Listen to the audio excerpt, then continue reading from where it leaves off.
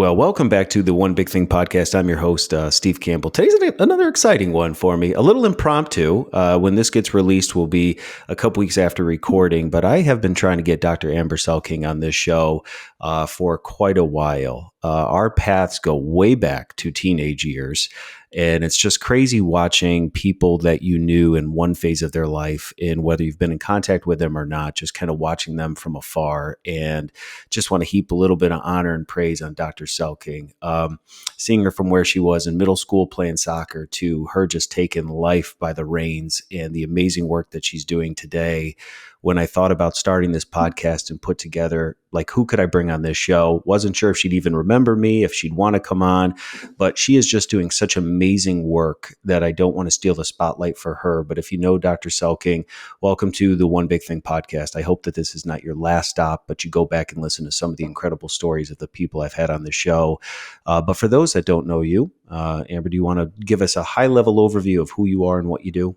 Yeah. Hey, Steve, thanks so much for having me. Of course, I remember all of our high school or middle school, geez, we go way, way back, interactions. And it's equally been awesome to see your beautiful family continue to grow and the heart you have for Jesus and for helping others just find who they've been created and called to be and try to live their best lives with the brief time that we have here on this earth. So thanks for having me, and thanks for all the work that you're doing in the world. It's awesome. So since we go way back, I guess I'll go way back. I was, raised in a small town of Montrose, Pennsylvania, just south of where you grew up in upstate New York, and played club soccer up there, which is how we, intersected through girls that I played with and places I trained and did recovery work and all that fun stuff. But I think a cool part of my background is I was raised, my family had McDonald's franchises. So we had this sort of business aspect to our lives, but I raised livestock. So I was like this little country girl as well. And then school was really important to me. And I was a soccer player. And so it was, there wasn't much actual diversity where I grew up in terms of racial diversity or socioeconomic diversity. But being able to have my foot in these different worlds of sport and business and animals and then my faith was really important to me as well. And so you have this sort of mix of different types and kinds of people. And from a very young age, I wanted to be great. Like, excellence really mattered to me, and it was pounded into me probably by my parents. But as I look back and reflect on my life story, I noticed that in all those different places, there were people that worked really, really hard and were doing really, really great things with their lives. And so fast forward, like I said, a soccer player, wound up playing at Notre Dame, and got injured. So I only played my freshman year. Had my little identity crisis as I transitioned out of sport, and wound up leading Notre Dame Christian athletes, thinking that was my way to just ease my ego out of sport, and still be around athletes and coaches. And then I went and worked in the business world. My goal was to be a corporate executive. And so I worked for a couple years in a global publicly traded manufacturing company, but realized my heart was still in athletics. And so that led me to discover the field of sports psychology. And I went on to get a master's and a Ph.D. in applied sports psych. And so I'm not a licensed psychologist, but I have a PhD in applied sports psych, which I tell people that applied sports psychology is like the weight room for your brain, and clinical sports psychology is like the training room for your brain. So we want all of our athletes to be in the weight room, getting bigger, faster, stronger. And we want all of them, with me, getting their minds bigger, faster, stronger. And so a couple cool things in grad school that I realized is like, wow, this isn't just for sport, right? This is basically for any human being that wants to be great at life. And as I thought back into the sort of worlds that I grew up in, it's applicable to athletes. It's applicable to business people. It's applicable to students who are trying to get great grades. It's applicable to parents as we're trying to think right about our own lives and raising kids. And probably most important to me is it's applicable to our faith. One thing that I noticed in grad school is everything that we know in brain science is in the Bible. And so I spent, the 2 years in my master's program really trying to, anything I read in science, I was like, all right, where's this in the Bible? And if I couldn't find it, I just don't teach it. And so that's why I'm really passionate about what I do and why I know I can I can change people's lives, quote unquote, with this work. It's because it's infused in the spirit. And it says in the Bible, we can be transformed by the renewing of our mind, but what does that really mean? And so I'm confident in this stuff, not because of me, but because in the roots of what it has, and what God can do in people's lives through this content. And because it's science, quote unquote, we can teach it anywhere and everywhere, and people are really receptive to it. And so after my degrees, I've had the opportunity to serve as the mental performance coach for head coach Brian Kelly at Notre Dame, where we had the winningest 5 years in the history of Notre Dame football, which is pretty badass. And then I've been with him down at LSU for the last 2 years. We're just starting our third season together down there.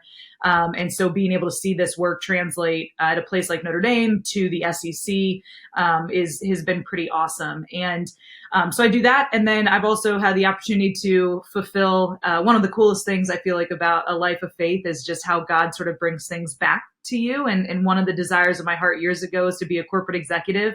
And I thought I sort of gave that up when I went to pursue what I felt like God was calling me to in sports psych.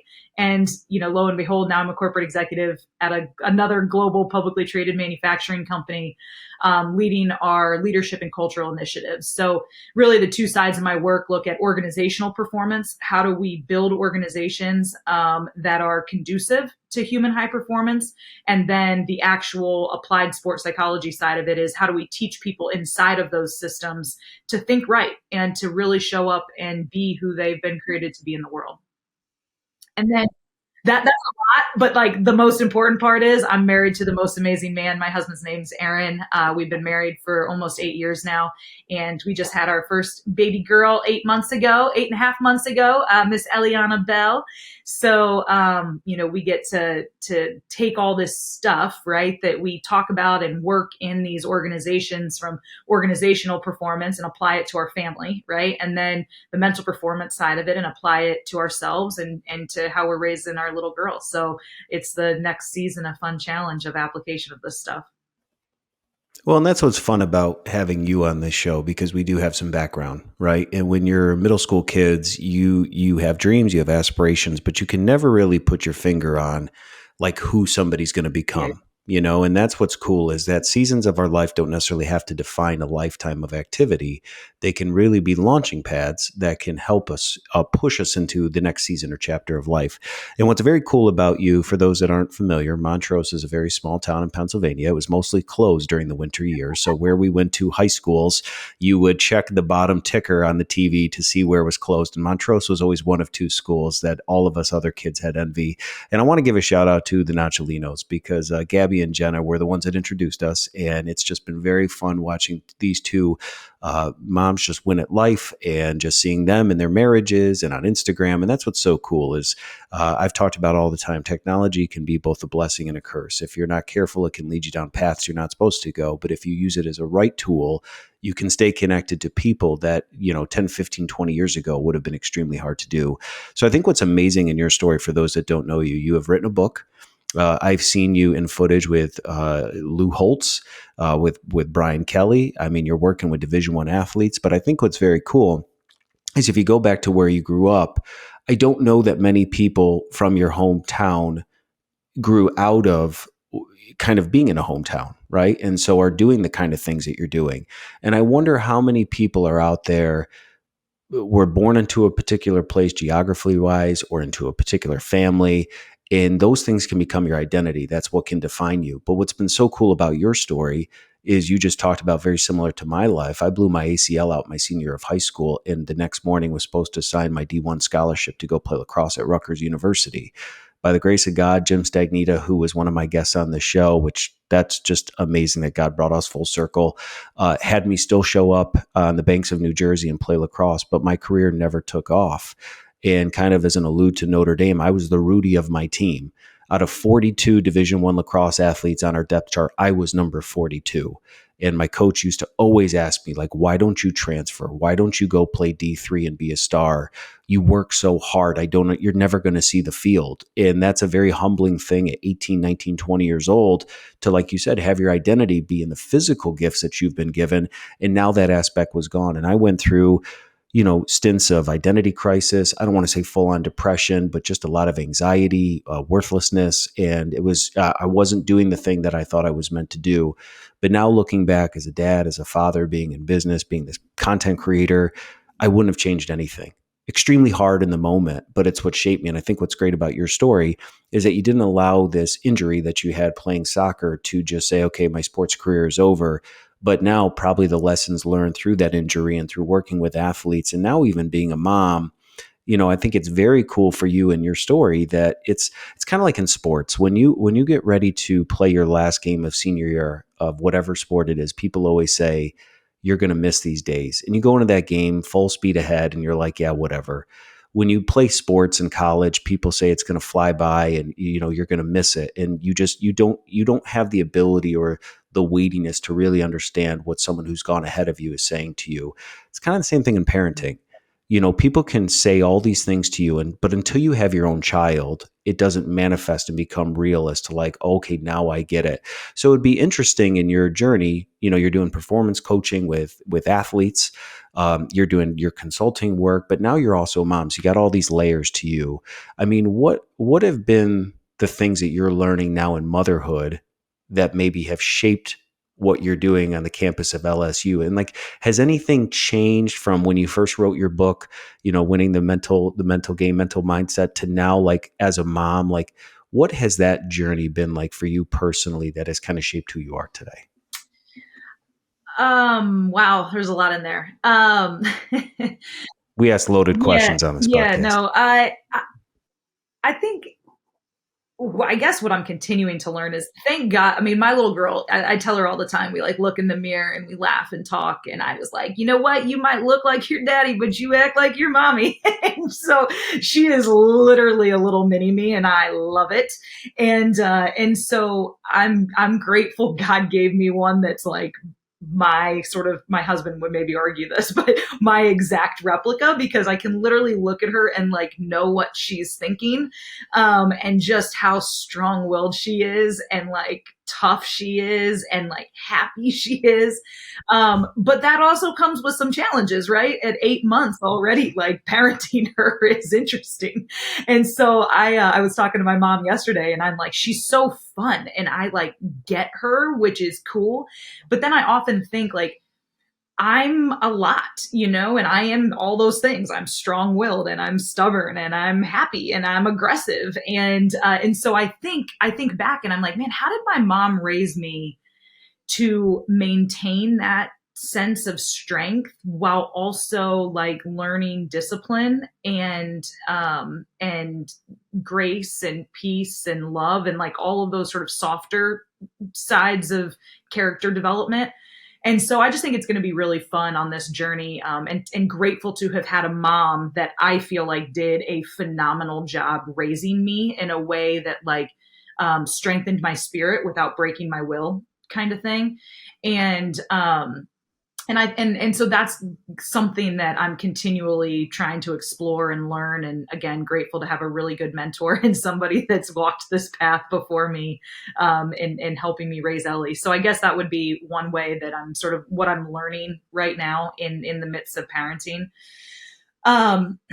Since we wrote the book, I mean, the book is really, when I first started doing one-on-one performance coaching, people would come to me and they'd be like, I want to work on my confidence. And so like 3 sessions in, I'd realize like, wow, you don't really have a confidence problem. You have an emotional control problem. And because you don't know how to manage your emotions, you're not confident at the moment of execution, right? Or it's, I want to work on my focus. And like 3 sessions in, I don't know what it is about 3 sessions, but that's basically like where you start to understand what's actually going on with the Sure. person.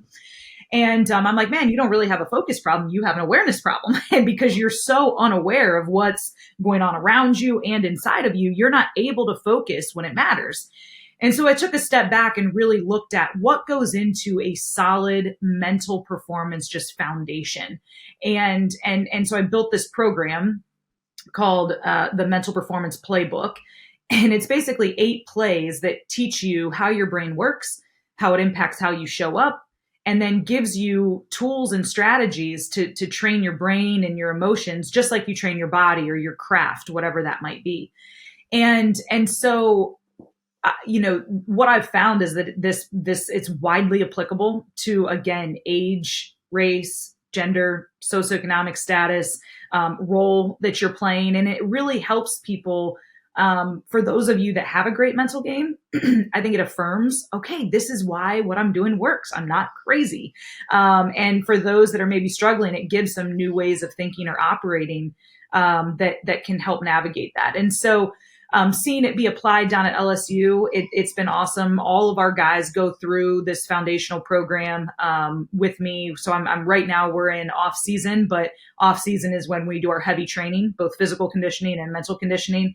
So I'm down there weekly, installing this playbook with all of the new guys, the transfers, our new incoming freshmen, so that we have a common language and a common understanding that when we get to season, the work that coach does through his language and communication, and him coaching the mental game as the head coach, the position coaches also incorporating the mental game, and then, myself. And so we all have sort of a common language, that we're working from, and that these guys can pull from to win their mental game, as they go about winning the physical game and the technical and tactical game. So, Ellie is a trooper. Her and Aaron come down for every home game, and she loves flights, and she loves airports, and she loves just energy, anything that she can do to be active. And the boys love her. They're so sweet. She comes to practice usually on Thursdays and gets big high fives and hugs from all of her big brothers. And some of the coaches are, like uncles. So it's really sweet for her to get to be in that. But the cool thing about being human is that we all have a brain, and it doesn't matter any of those other factors. If we can understand how to use it, we can understand how to show up better. Well, I love what you just said that, in your research and your science and what you've developed, that people come to you with, Amber, I want to grow in this area, but it's usually something else that is really the byproduct or affecting what the outcome or desire of the fruit of what they want to see in their life. And God bless you for being so bold to point out to people that I think aspire to, be a better human, to grow as a parent, but you have to put your finger on the other thing that's actually sabotaging the thing that they so desire the most.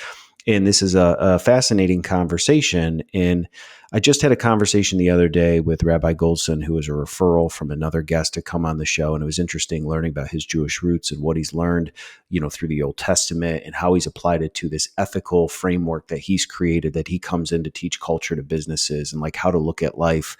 And one of the things that we were talking about is, this growing sense of mental awareness, really since COVID, and how, people are kind of screaming from the rooftops, like, hey, it's okay to open up, and it's okay to be transparent about your mental struggles, which I think is absolutely true. And if somebody is struggling, you want to be able to raise your hand and say, like, hey, I'm really going through a tough time.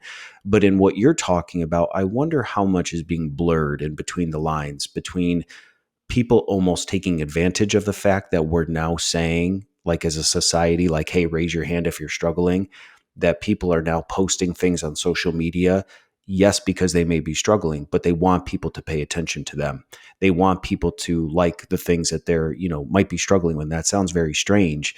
But in your world, dealing with brain, dealing with mental activity, dealing with emotions, and bringing your body into submission to the emotions that God's designed all of us to have, how have you been, like, what's that been like working through with people that might be making excuses, like they're saying the right things, but they really are just making excuses at the end of the day? And like, how do you begin to work with athletes or whoever you coach to the point that, like, you have to be blunt and honest with somebody, which is like, hey, I love the fact that you want to grow in this area, but the reality is XYZ. Like, how have you begun to navigate that road where society might be like, Dr. Sek, like, you're a little harsh on people. Like, they need space to, like, safe spaces to grow. And like, you can't say certain things. Like, how do you navigate that in performance consulting? Because I could see how that would be different from maybe what culture is starting to lean towards. Yeah. So just a quick funny story. Somebody at, in our business was like, that came into our business. They're like, your title should be the vice president of caring. And I was like, what? And I told my husband that, and he was like, this, I don't know if I should share this story, but he goes, well, that's interesting. Doesn't he know you don't care about people? And I was like, Aaron James, I care about people. And he was like, you care about people being their best selves and showing up and making greatness, whatever that looks like in the world. And I was like, well, that's caring about people. And he was like, yeah, I guess, it's like, because it's not the typical, like you said, like very, like in that. And that's why I'm not a clinical Coddling. Coddling. That's good. Like, that's why I'm not a clinical psychologist, is because, 3 days after I tore my ACL and I was having my identity crisis, I told my mom, like, you know what, I'm not going to go to Notre Dame. I'm going to stay here, go to Binghamton University. And I remember she was doing work at the kitchen table and she looked up and she goes, oh, that's good, Amber. Throw your future away because you hurt your knee. It's a long way from your heart. You're going to need to figure this out. And I was like, what?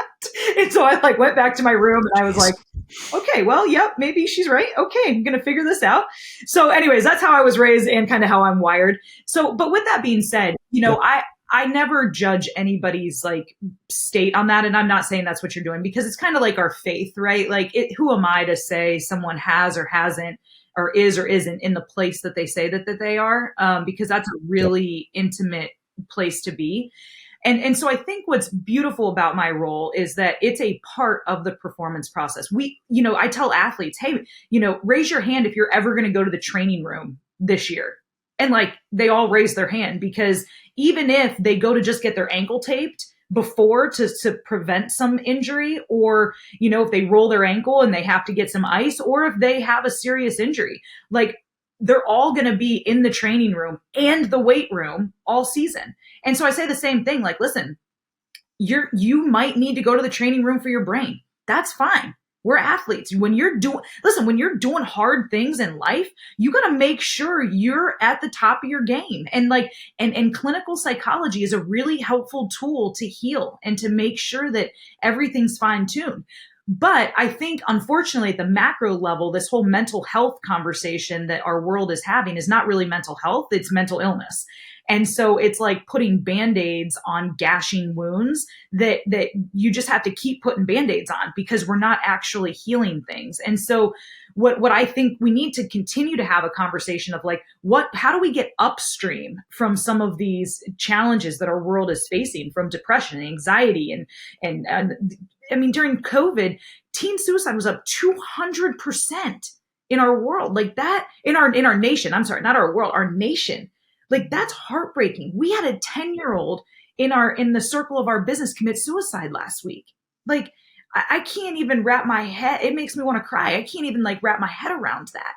And so, I want us to continue to understand that, man, we can get upstream from some of these challenges if we teach people how to think right, how to manage their emotions, how to flesh out their identity, how to talk through and identify different types of emotions, not suppress them, but identify them and then use them productively to make better choices about how you're going to step into this moment. Because what we know scientifically is that our thoughts affect our emotions affect our physiological response. That's things like your heart rate, your muscle tension, your hormones actually change on this process.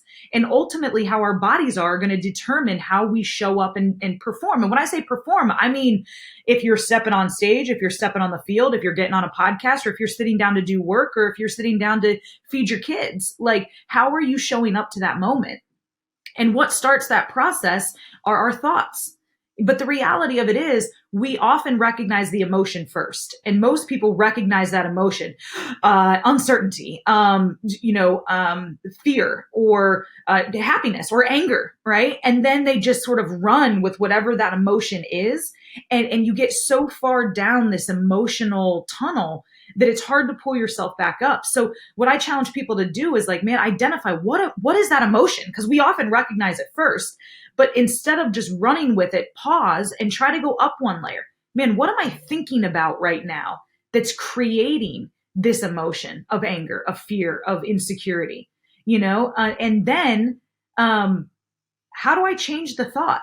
How can I start to think a little bit differently about this exact moment, or about myself in this moment, or about my kids or my husband in this moment, that can change my emotional state, that will start to lower my heart rate, shift my hormones a little bit. So things like cortisol, which is your stress hormone, right? When we start to change how we think about things, it can actually like lower our cortisol levels. And then it can help us think more clearly and show up more of like how we intend in a moment. And hopefully that we're more proud of in the future when we look back on that moment as well. And so, that's the conversation that I want to be having around mental health, right? Like that's actually mental health, not Yeah. let's sit here and medicate, depression and anxiety, which Yep. isn't helpful.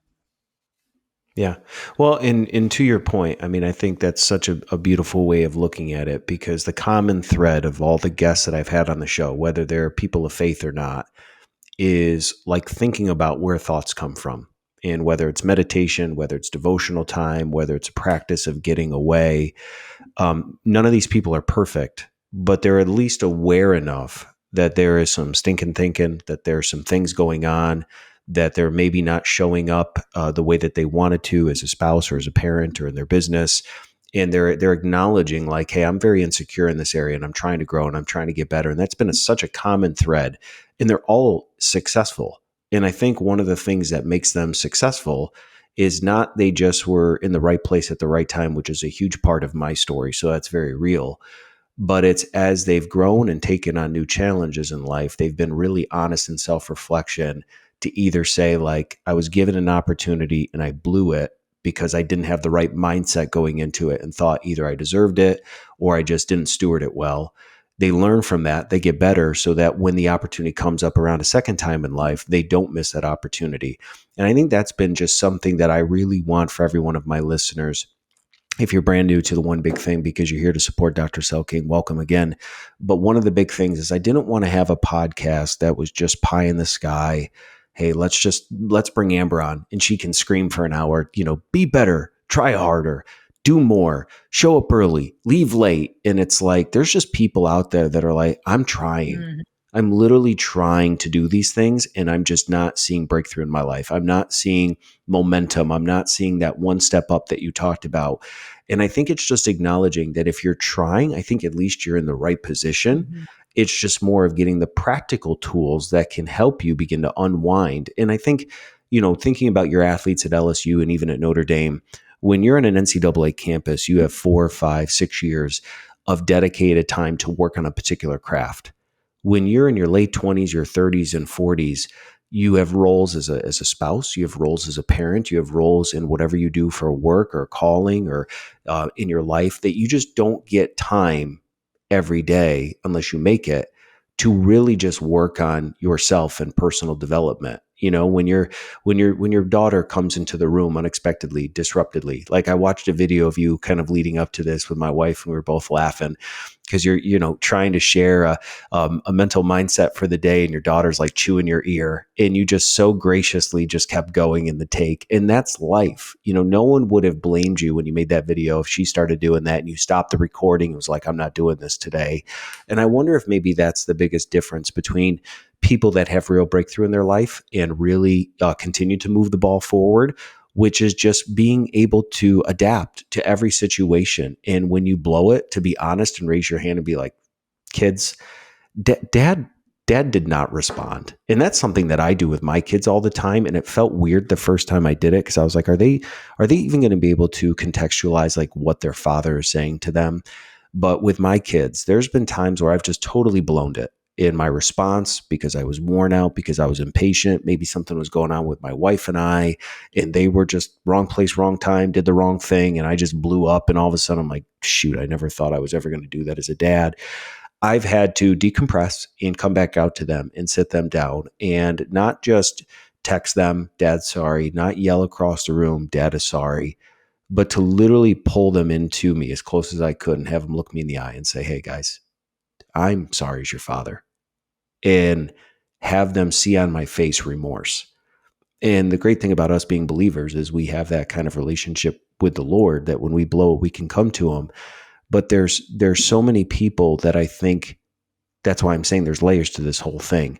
If you just texted, maybe that's a step one. Maybe that's growth for you, which is awesome. Maybe step two is you yelled from across the room. you've never said sorry before in your life, you've never acknowledged because the family grew up in that, like, things go wrong, maybe that's a better step. A third step that leads to real intimacy in any relationship that you have is to be completely open, honest, and transparent in a way that communicates, like, hey, I'm really working on this.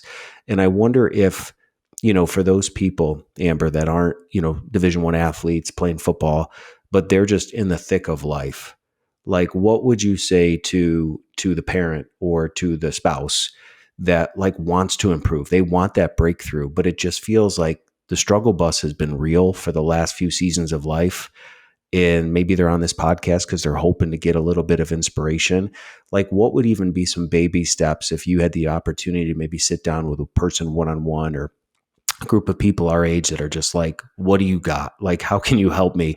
What would even be a first step that you would share with somebody listening?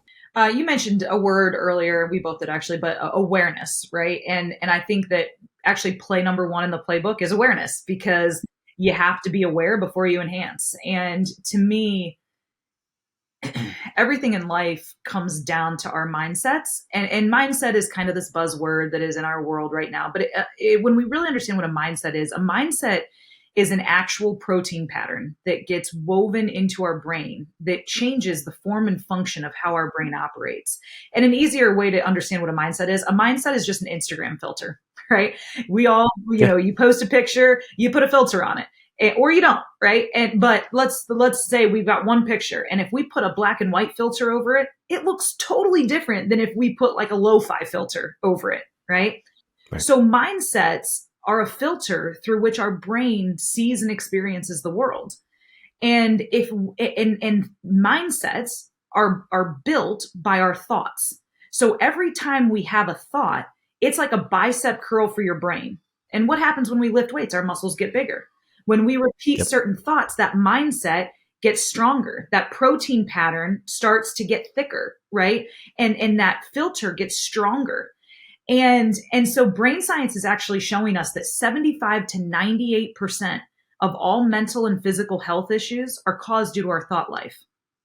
75 to 98% of all mental and physical health issues are caused due to our thought life, because those thoughts create mindsets that create protein patterns in our brain, right? That then impact the electrical signals that are sent through our body and how we see ourselves in the world around us. So the inverse of that then is that 2 to 25% of issues are caused due to our genes or the environment. So genetically, right, we can have predisposition, but our thoughts can actually impact the manifestation of that genetic makeup, right? So our thoughts are really, really important. And so what I would encourage people is, like, start to become aware of your thoughts. What are you thinking about? Humans have about 70 to 80,000 thoughts a day. And many people are very unaware of the thoughts that are running through their head. So if they've got negative, anxious, unproductive thoughts running through their head, those are negative emotions that are happening, that are physiological states, and therefore these mindsets that are getting built up. So, early on in our work, one of my guys came out to me on the field and put his arm around me, and he looked down because I'm a lot smaller than these dudes, and he's like, "Doc, I've never thought so much about what I've been thinking about," And so, we really need to start thinking about what we're thinking about, raise our awareness of that, but then don't stop there.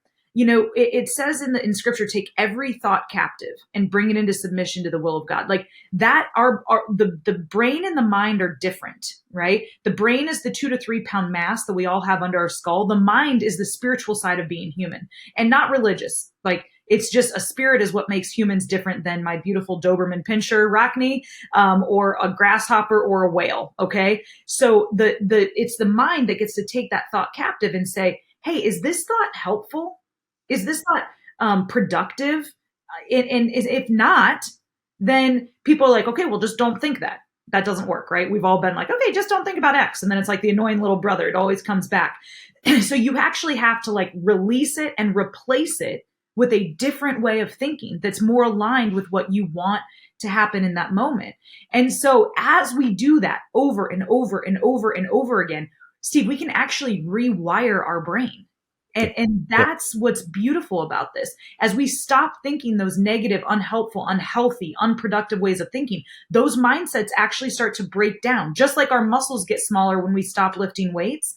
And as we start repping different ways of thinking, we can build healthier, productive mindsets. But the reality of it is a lot of people just stop too soon because it's hard, right? Like it's hard to get your body in shape. It hurts for a while. Some days it doesn't feel like it's doing anything. But if we keep doing it, it will happen. And then one day you're going to wake up and you're like, whoa, I wasn't even like negative about anything all day today, or I didn't like want to lash out at my spouse or get annoyed so easily by my kids because I'm like starting to change how I'm thinking, and little by little we can rewire that. And I think that's what I all of us can do that, and it takes a rep after rep after rep. And that's why, like, what do you have, what are the visual aesthetics in your house? Do you have think quotes or scripture, or what color are your walls? Because different colors stimulate different sort of psychological thought patterns. So my office is green because, it's like fresh, energetic thoughts. And that's what I want when I sit in this room, and, and so, those are all little ways that we can help ourselves just moment by moment, minute by minute, think right throughout the course of a day. Man, that was such a loaded. My brain is going a mile a minute now too. Those 80,000 thoughts are like kicking Yeah. in. So, a couple of things that I love that you just shared. The idea of the filters on Instagram, I think, is such a helpful mental visualization of what we're talking about. So, to you as a listener, you have the choice to choose your filter. Maybe your filter has been X for a really long season of your life. That's not just the way you are. That's not the way it's always been. It doesn't have to be that way, is point number one. So you can change, just keep swiping until the filter shows up that you want to see. You're not limited to that. I think backing up science is fascinating, that I think we flip the ratio of what you just described. We put more onus on the 25% of my parents, the way where I was born, my genes, my disposition, and less on the 75 to 98% side, which is like our personal decisions that we make. And I wonder how many of us are struggling with things in our 30s and 40s because we're putting the accusations on things that should never be accused of, which is, of course, I respond to my spouse in anger because that's the way my parents did it. And it's like, okay, when's the last time your parents were around to influence you in such a way? Like that's literally just taking an easy exit, or that's just the way I am. Or, people will say like, pardon my French, and swear. Folks, you still swore. Right. Just saying pardon my French is not like a get out of jail free card. And, I think if we can even just grasp the reality of what you just said, which is understanding our thought life really does affect who we are as people, the mental reps that we talked about, real life examples. If you are raising kids and they're younger or they're teenagers, I'm sure the desire or the value of yours is to have a clean home, one that you're proud of, one that when you walk into a room, everything is where it should be. When you have kids, that kind of goes out the window unless you have like perfectly trained children that know where to put things back.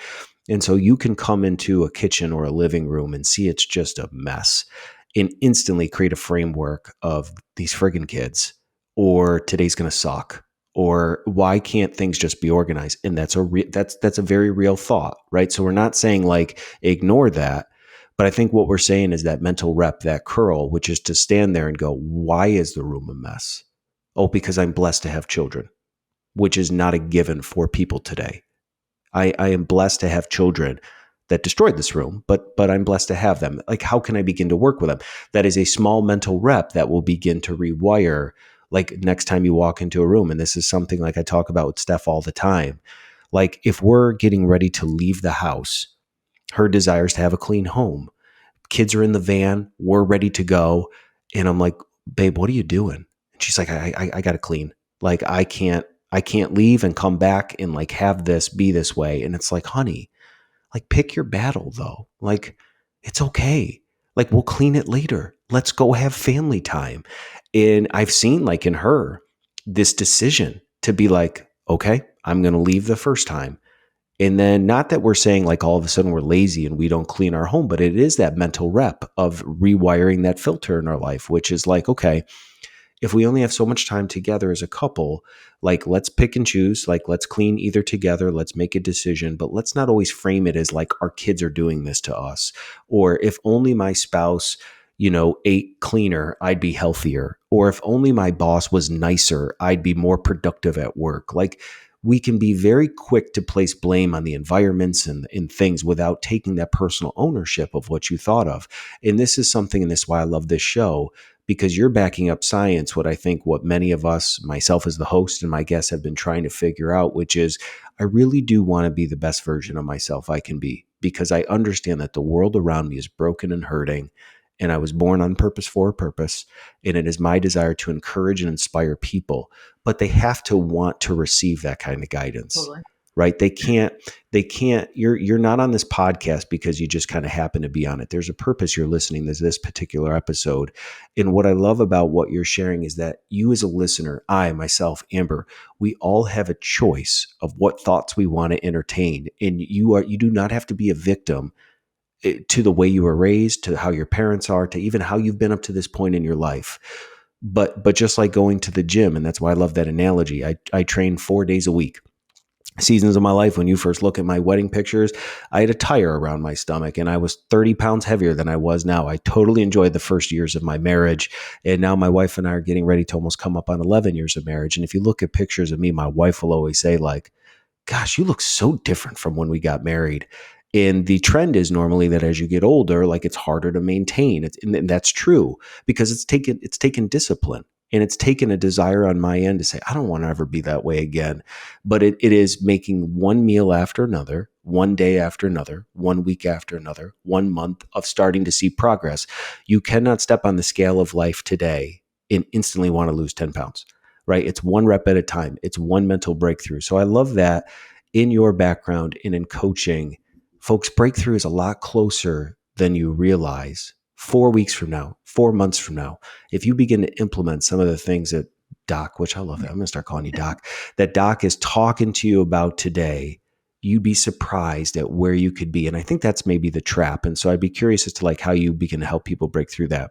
When you are going through a challenging season of life, it is very easy to somehow like juxtapose, like on top of it, that this is how it's always going to be, whether it's you're believing for a financial breakthrough, whether it's you're believing for a health related issue, whether it's, you're looking for a new job or a new home or relocation, whatever season you're in, it's very easy to feel stuck or like, I want to change my thought pattern around it. Would there be, I know we talked about awareness. Was there anything else in the 7 other plays that if someone's like, okay, I got the awareness aspect, like, what is something that can help me reframe, refilter, like this season is not forever, like how can I begin to gain momentum once I've become aware of kind of that first step of like where thoughts are coming from? Yeah. So, I think that in and of itself is a mindset shift that people need to have. Like one of my mindsets is that life's a series of seasons and this too shall pass. Right. And that means the good stuff and the bad stuff. And so, Mhm. my husband and I talk a lot about this, like, man, this is a really good season right now. We need to enjoy this because this is going to pass. And not like doom and gloom, like that kind of thing, but it's helped us be really present in the moment and not take some of the freedoms or the experiences that we get to have for granted. And that's been a really cool, but you have to have that mindset, right? And so you might have that might be your next thing, is you have to really believe that this is a season and this is going to pass. So what am I doing now in the moment to prepare for the next season, whether that's financially or relationally or the mental or physical gifts or talents that you need to develop for what's next. Like if you don't believe that life is a series of seasons, you're not going to, be hopeful for the next one or be grateful in the current one. So I think that's something that I would encourage people to just really, you got to really understand that. And then, okay, so what am I going to do about that now? The next thing I think that people really need to start to think about is just so play number 2 is motivation. And it's not just like, I gotta feel it. Like motivation is not, I'm going to feel like I want to do this because often like really hard things, we don't have the like every day isn't like, yes, I get to, get up and pump at 3 o'clock in the morning. I'm so excited about that to feed this little human.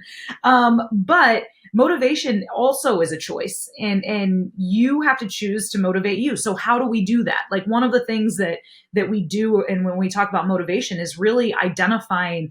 We ask ask clients to think about three things. Like, one, why are you doing this? Like, why do you do what you do? Why do you want kids, or why are you in this profession, or why are you married to this person, or why do you coach? Going back to sort of those sort of core things that why you love and are doing what you're doing. And it has to be compelling, because on those days when you don't feel like it, that why has to matter more, right? And be the choice of your action. The next thing is, what do you want to accomplish? Like, what are actually some of your goals around this thing? Whatever it is, your work, your parenting, your sport, your job. And then the last is, how do you want to be remembered? Your legacy. When you look back in 10 years, what do you want people to say about you? What do you want your kids to say about you? What do you want your coworkers to say about you? In 2020, I did like a daily podcast. It was just like a minute or so long, just to get people like right ways of thinking. And one of the questions, or one of the things we talked about, if you hear yelling in the background, It's real life. that's Eliana. She's, like I said, she's just coaching her. And we have an amazing nanny that's with us, and she loves to coach anything up that she can. The dog, the stairs, everybody. So that's her using her amazing voice back there. And so, I asked people in COVID, like, hey, when this thing is over, right? Because it's going to pass.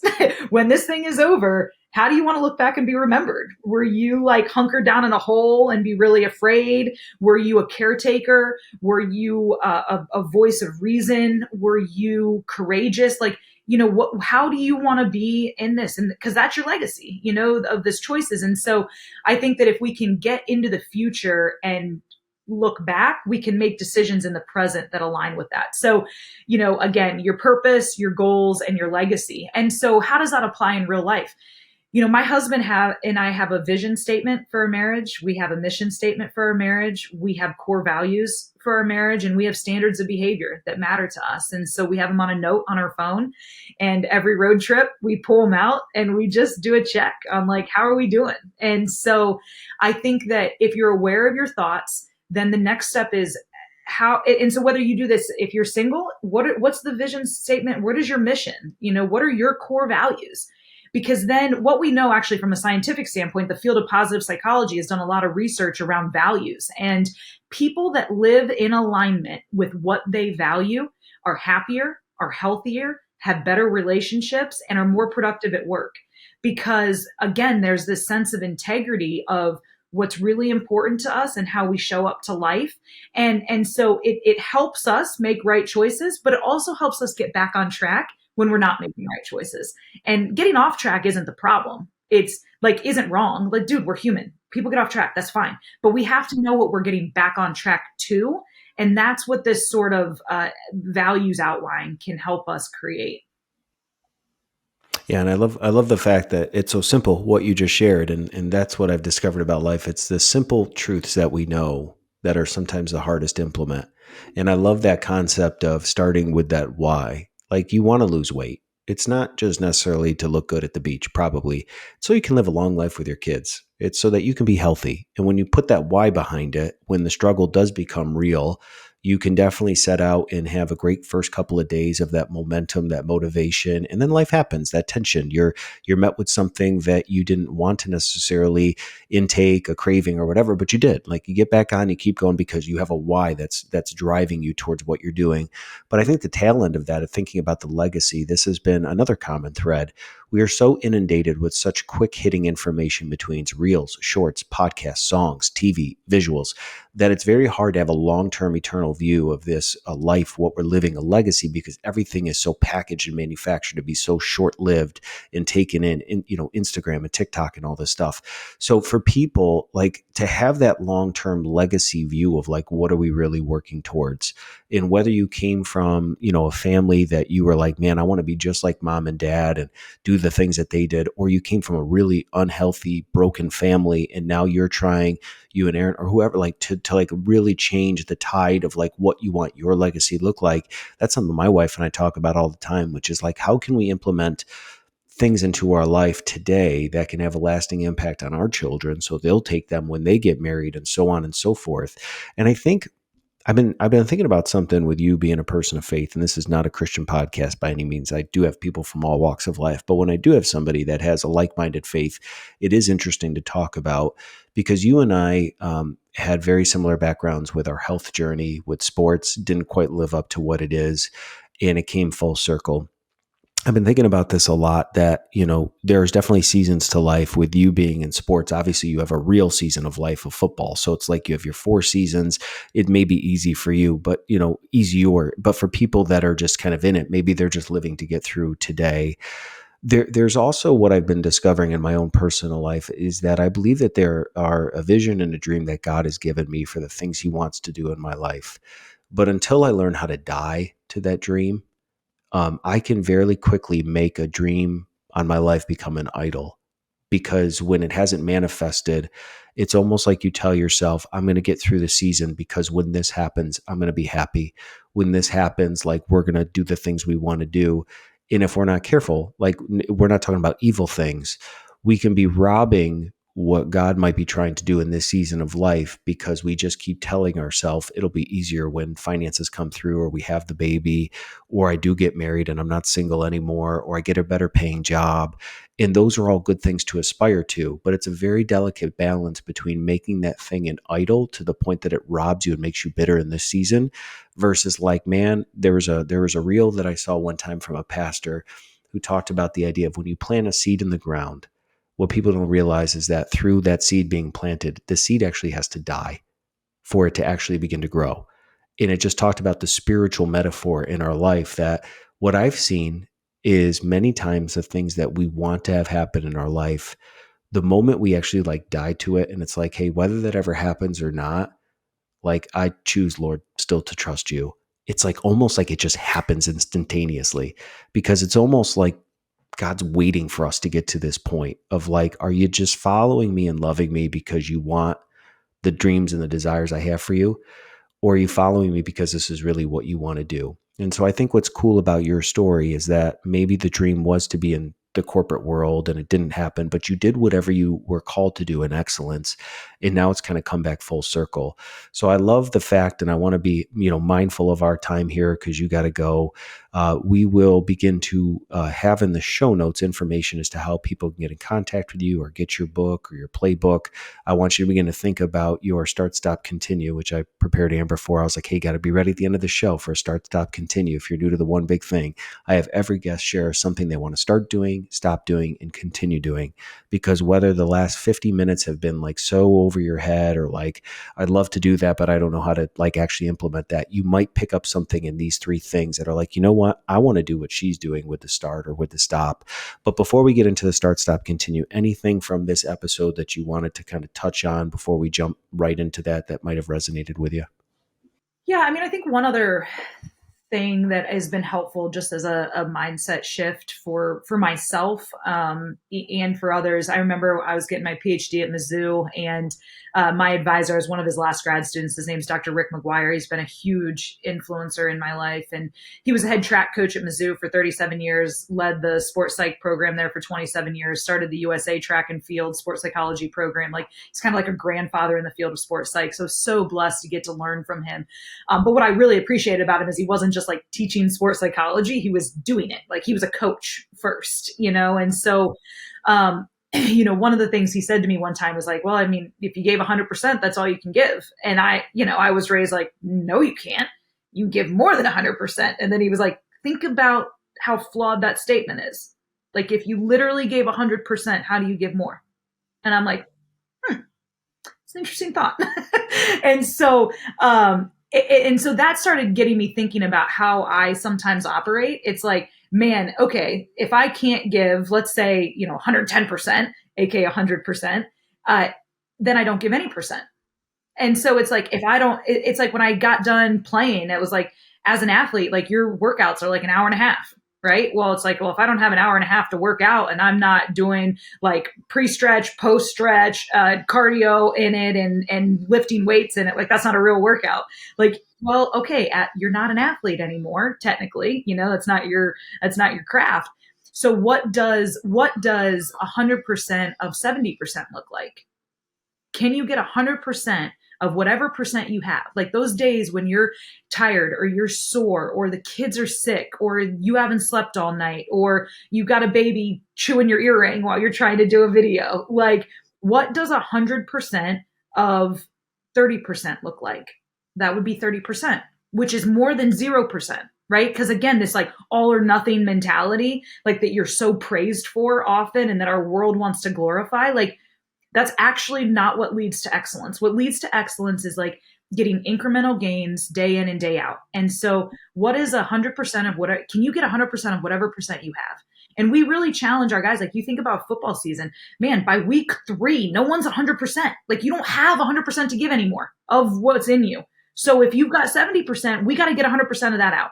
And like that is just an important mindset shift. I think that for me has been liberating. To think about and also I think incrementally helpful in how we show up as parents, as professionals, as spouses. And then the last thing I'll say about like what you just shared, when you have to die to dreams. I mean, it's just, again, life is a series of seasons. And one thing I realized is like, I mean, every time I thought I would get married way before I did. Right. But I didn't even meet Aaron until I was like almost 29 years old. And so every time I look at him, I'm like reminded that God is really good and he's faithful. And then I think about like, not only did my life need to be in a place that was ready for him, that I could continue to like be on the trajectory God had me on, but like his life also needed to be in alignment and ready for this thing to work. And so, and I'm, experiencing that professionally in a way too. Like God put a vision on my heart 15 years ago for like something professionally that I thought was going to happen 10 years ago. And I've just realized like, hey, it's a timing thing. And there are so many pieces and people that need to be aligned for this to happen. If I press for it right now, it's not going to manifest. And so it helps give us patience, in this journey to wait for those things to get in position to actually work, because then you're like running with the tide versus like trying to go upstream. And just those two mindset shifts have been really helpful, I think, in my own journey of just understanding what is performance excellence and what does doing what we're called to do in this world really mean and look like in a pragmatic way. But again, first requires some mindset shifts. So those would be two summary thoughts I have. Yeah, and I think what's so great about what you just said there at the end with the mathematical equation, my wife and I were just talking about this, is the fact that, when you're on Instagram, there's never been more influencers trying to encourage people. But if again, you're not careful, every reel you watch could be the most in shape person you've ever seen, showing you how to do a shoulder press or an ab crunch. And like what should be meant as like, wow, I can do that too, can sometimes become a very self-deprecating experience where it's like, well, I don't look like that person, so I'm not going to try that. And when it's like every swipe is perfect humans with lo-fi music playing and reels coming up, again, we can be inundated. So I guess maybe the challenge is like, hey, how can you take the things that you're seeing, use it as a spark, use it as a motivation? And if you could do 100% of that 30% of like you just talked about, like just start somewhere. And those people didn't just get there. So don't allow the technology, don't allow social media, don't allow the things, that can become diminishing to destroy you. But how can you use those things to, like you said, be realistic for where you are in life, not to make an excuse, but be realistic. If you got young kids at home, it might be super hard to go train for an hour to get away and do those things. But how can you maybe do something for 20 minutes, 25 minutes?